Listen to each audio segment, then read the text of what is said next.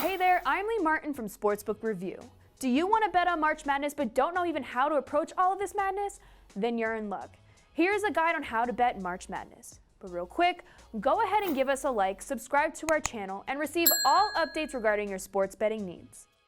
Once you have looked over all the NCAA basketball teams and have done your research, the first thing you need to do is find a sportsbook that best fits you. There are so many sportsbooks out there that will reward you with a nice odd and bonus, so be sure to look around. If you need help finding a safe and trustworthy sportsbook, then we have a useful tool for you provided in the description box below. When you find a sportsbook that best fits you, then you just need to sign up and check out the odds provided. Now, when everyone hears of March Madness, they automatically think of brackets. However, betting on a bracket that you've built usually isn't the best bet. If you do want to make and bet on your bracket, then there are links provided down in the description box that can help you with this process. If you don't want to build your bracket and just want to have some fun on your own, then great. There are so many different ways to approach betting on March Madness, such as futures, money lines, spreads, totals, and parlays. If you're an active bettor on other sports, then you'll know exactly what these are. However, if you have no idea what I'm talking about, then don't worry. Futures are pretty self-explanatory. In the NCAA basketball, when someone bets on a future, it is usually before the season even starts and on who will win the NCAA championship. However, futures can also be placed throughout the season and into the NCAA tournament, right up until the Final Four begins. Majority of the time, future odds for the next season are posted right after a championship game has concluded. If you don't know where to find those odds, then you can find them at sbrodds.com.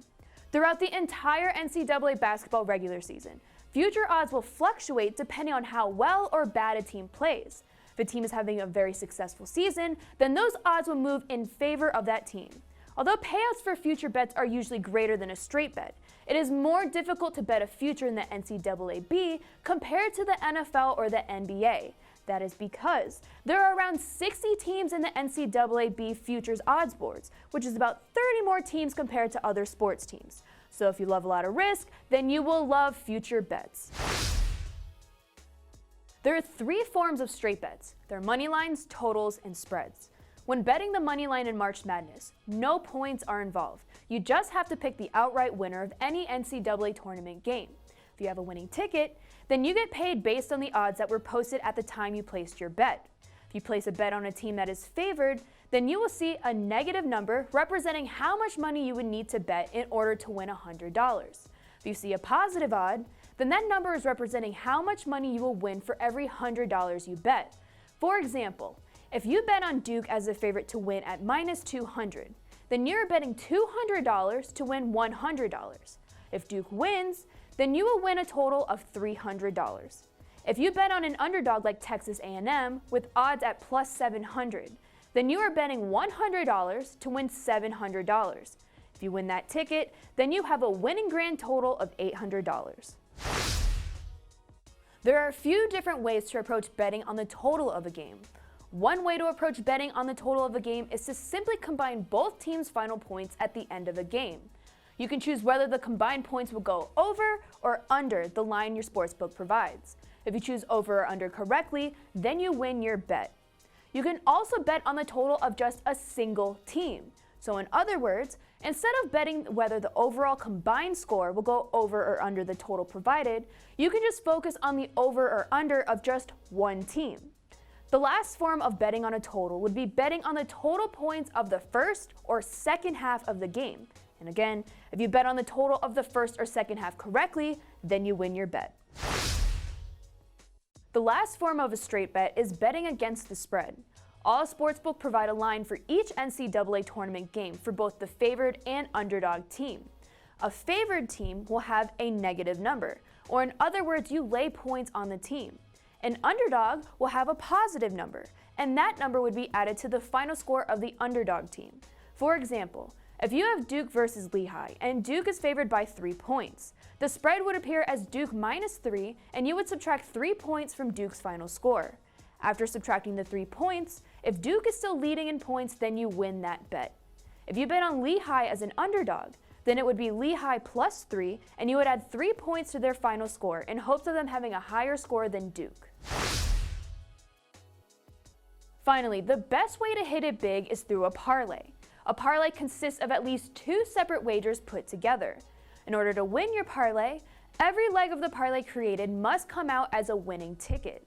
If one leg of your parlay loses, then you will lose your entire parlay. If one leg of your parlay pushes, then that bet is taken out and your payout price is reduced. For example, if you have a 5-team parlay in the NCAA tournament and 4 of those teams win while 1 pushes, then your payout would be the odds of a 4-team parlay. The more teams you add into a parlay, the more slim your odds are of winning.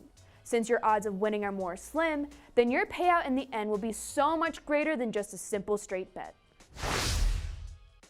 If you choose one of these methods to bet on your favorite team during March Madness, and then you realize you might have made the wrong choice, then there's no need to panic. Most sportsbooks will provide a live betting option, where you're able to place a bet at any time during a game.